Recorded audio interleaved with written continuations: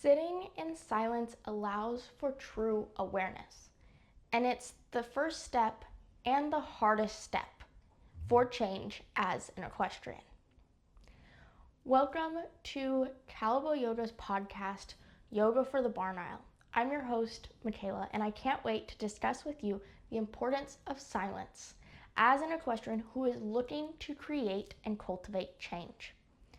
So first, I want to really talk about how silence is the first step, because I think there is this idea of the change, the way to make change will just kind of fall from the sky, and then it's the decision to move with it and to create a plan to achieve that new goal, routine, habit, or ritual.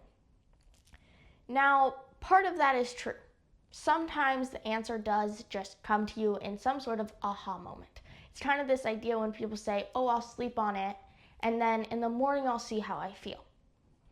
It's not a bad way to go about creating change or trying to figure out what you need to change. But what about the moments when you know something needs to change, but you don't know what it is? That's when silence gives you the best chance for figuring out what it is that's not feeling aligned, not feeling right. And this is because the quiet allows for true awareness. And by quiet, I mean you've limited distractions, you've turned off music, and you're just sitting with your own thoughts. And it's uncomfortable, it's really difficult.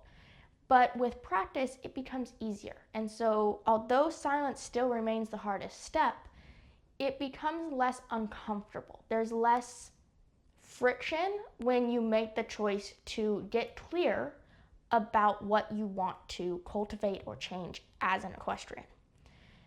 And this awareness allows for metacognition.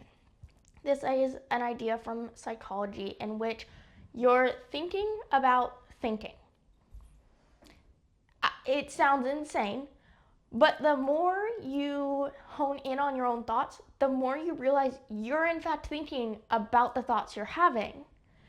And all of the great philosophers have done this. So dating back to Aristotle, among others, Plato, they thought about thinking. They thought about this enlightenment of the mind and of the body awareness from that. So I kind of want to touch on the importance of silence and metacognition throughout history.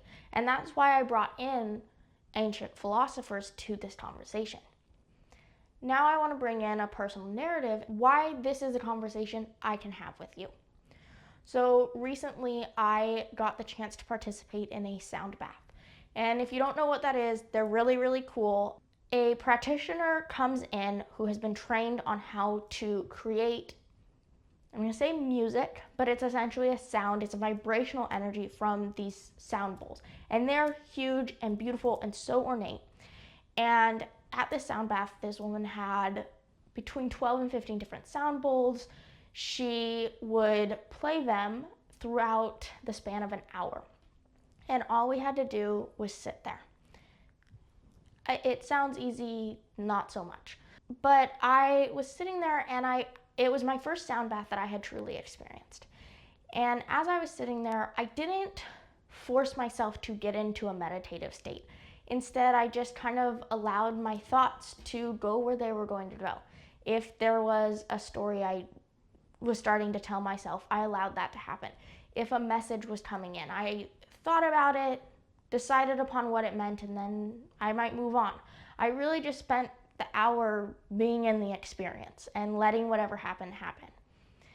And it was really unexpected, the messages I was getting. Some of them were very personal, but there was one that really applied to myself as an equestrian, and it kind of hit me and it stuck with me, and it's been something that I've kind of been grappling with and challenged by. And it was this idea of you're losing love for your place in the world as an equestrian because of how burnt out you are with the chores, with the day-to-day, with the way you're spending your life as an equestrian. And so it's a really abstract thought. It's not super clear. I didn't have a lot of answers, but it came with this idea of you're going to lose this part of yourself that you love if you don't create change. And I bring this story to show, one, what I am going through as an equestrian and to be really open and honest with you, but also to bring the point that it was done in silence, or rather, there was no talking, it was just sounds and vibrational energy moving through the room. No one was talking. It was just this peace and quiet, although it wasn't quiet until the very end. And she actually let us sit in silence, complete silence, for 3 minutes. And that was the most uncomfortable 3 minutes of the entire 60-minute experience, because I was just like, now I want to get up. I want to go do things. I have messages. I need to get to them, right? So feeling the rush of that silence also allowed me to recognize that I needed to slow down. That this was something that I was uncomfortable with. And since this sound bath experience, I've been thinking about this concept of what is causing friction in my life as an equestrian. How can I create more silence in my day-to-day life? So I might take a walk without listening to a podcast or music, just to notice what's going on. I have been really wanting to just sit on my yoga mat and let the silence get loud and uncomfortable. And that's actually something on my agenda, although I hate saying that it's on my agenda, but sometimes life takes priorities. So thinking about this experience that I had, I really wanted to talk to you about how important silence is and how uncomfortable it is, and recognizing that, especially coming from a place as a yoga practitioner, saying, yeah, get yourself in silence, get yourself uncomfortable.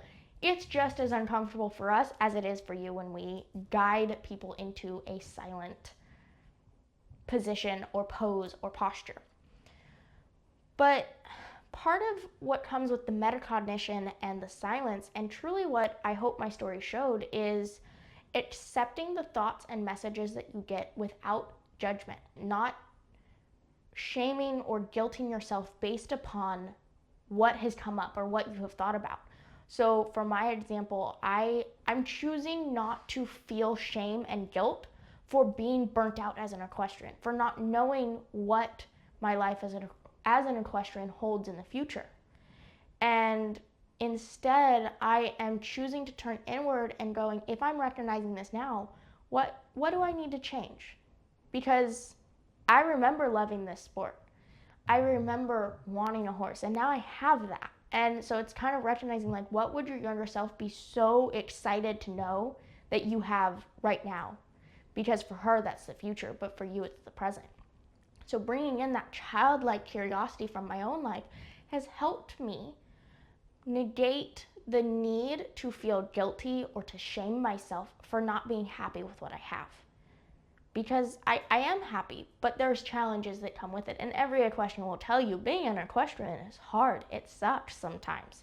And that's kind of just how it is. I think that's how any animal caretaker feels. It's so amazing, and there are days that it's really hard.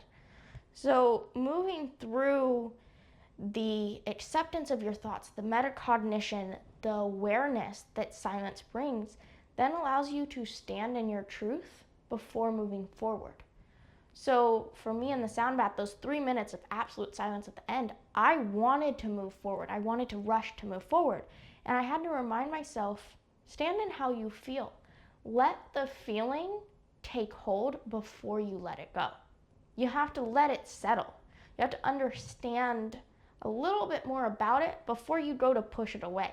And that has to do with how I am as a person. Like, I see a problem and I'm problem solving focused as a coping mechanism, less emotion coping focused. So for me, I see a problem and I'm like, okay, let's do it. Let's go for it.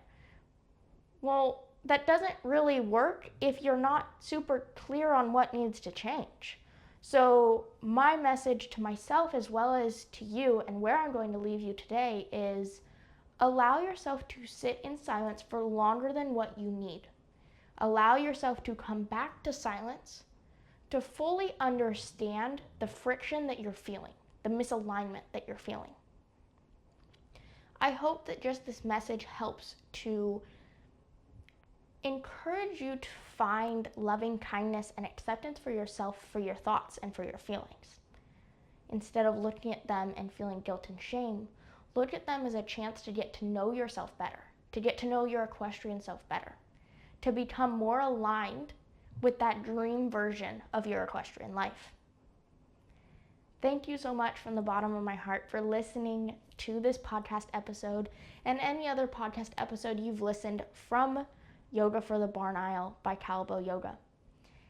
I would greatly appreciate if you could give us a follow, a comment, a like, depending on the platform, and maybe even share this podcast episode with someone you think needs to hear the message, or someone that this podcast episode made you think of, to let them know that you've thought of them, that you care about them. And if you're looking for more from Callebaut Yoga, visit callebautyoga.com. It's linked in every description and every bio on any platform I have, or you can just Google Callebaut Yoga and it will come up. Callebaut is spelled Callebaut.